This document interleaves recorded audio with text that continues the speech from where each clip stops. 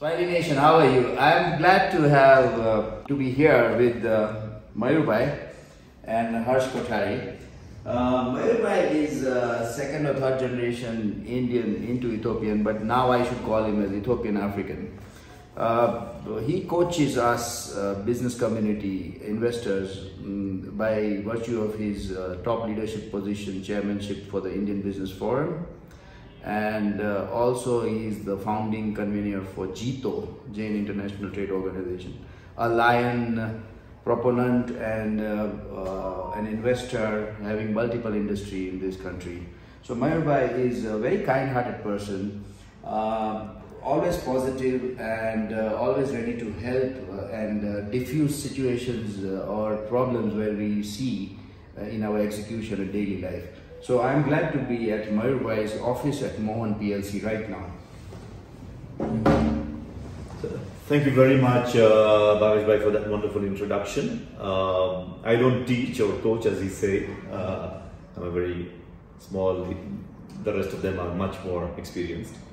But thank you for coming here, Swahili Nation. And what I'd like to say about is, in the brief discussion that we have, is your interest and your passion about Pan-Africanism, which is also my passion, because we have been seeing that Africa is a big continent with more than 1 billion people and with vast resources which rest of the world is using and Africa is not using. For investments, Africans are relying on other countries and not within Africa. So what I'm happy to notice, the new trend, is that more and more African countries and investors from African countries are investing in other African countries.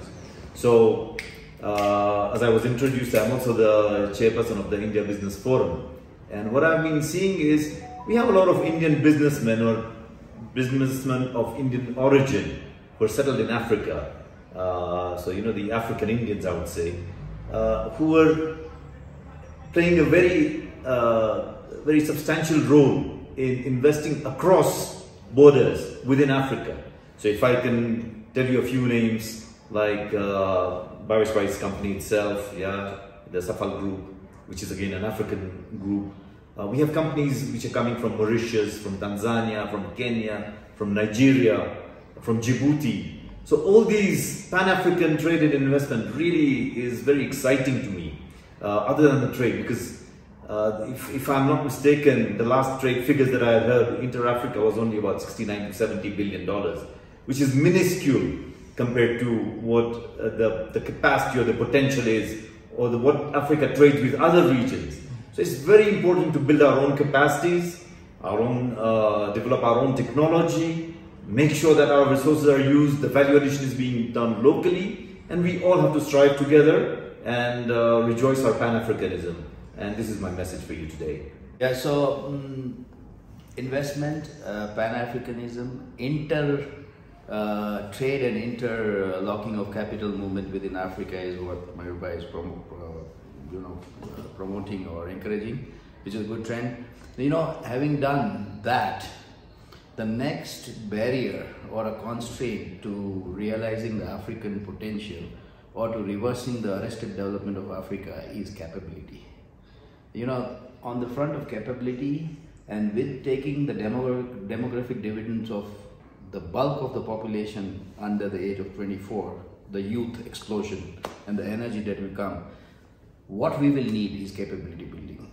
And I'm very happy to introduce to Harsh Kothari, a very young, dynamic, yet matured, deeply having progressive thoughts and thinking paradigms is what Harsh is. The best thing what I know about Harsh is he's CEO of Mohan PLC. Yes, definitely. He's a kind-hearted person. Yes, he wears Africa on his collar and proudly so. But he develops youth capability by helping and demystifying and raising curtain on startup ecosystem.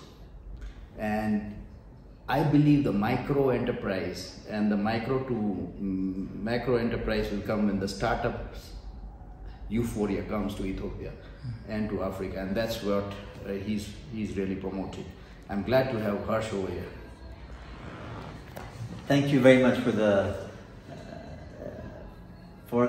grand introduction, Bhavesh. I'm not all that much. I wish I was. But yes, I think Ethiopia, and particularly Africa, are very wealthy when it comes to young, aspiring people who have a lot of hidden talents. And the youth here are very talented, and their aspirations really help them achieve what they really want to achieve. And with the Internet of Things that is proliferating around the world, accessibility to knowledge, know-how, information is a lot easier. And the younger generation is a lot more tech savvier, from the start go, literally from the minute they're born. So how do we use these talents, these capabilities into a productive way? Yes, the youth can watch TikTok the whole day and scroll the whole day, or they can use the same tool, the same device, and create something out of it. And that's where people like me and some of my friends come in, where we support some of these youth and we guide them on the realities of life and business. Because when you're young, you're very passionate. When you're young, you're really ambitious. It's important to be realistic, and it's important to be guided in the right direction. Because what you always plan and what happens is not always the same. So we help ideas come on the ground.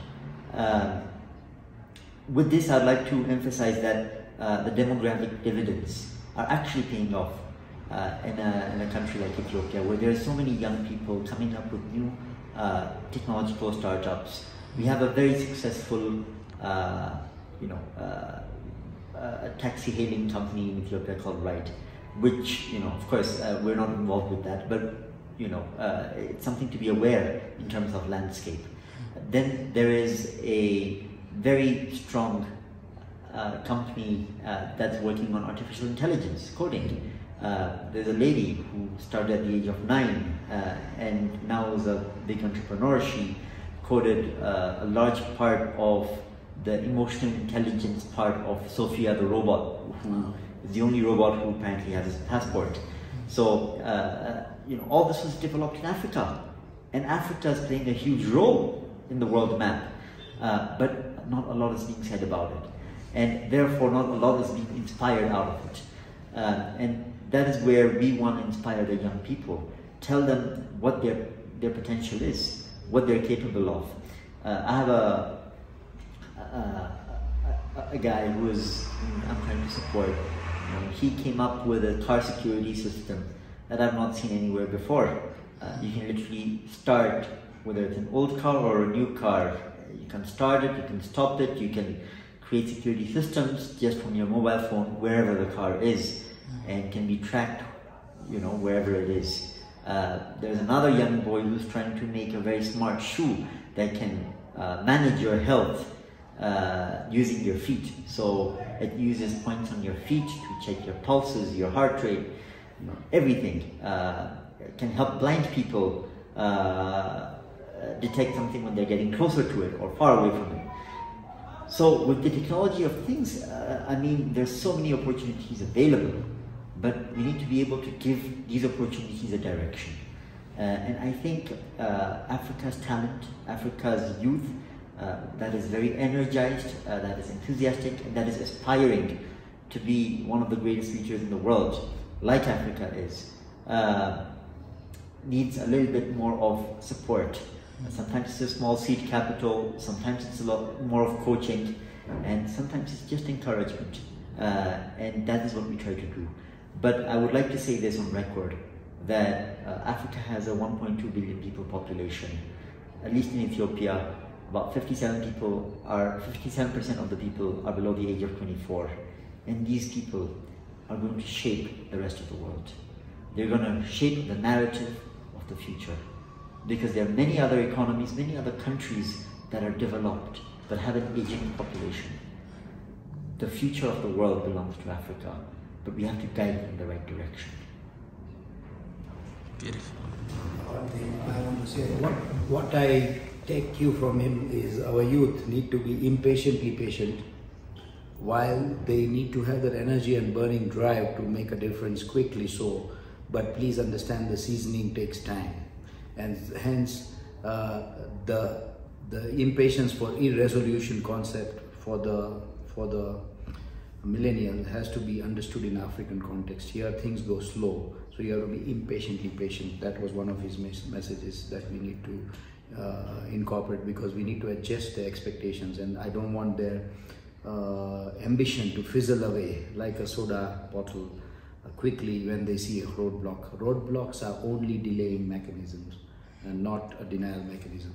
So thanks for the pulse of inspiration, amazing, and that's it.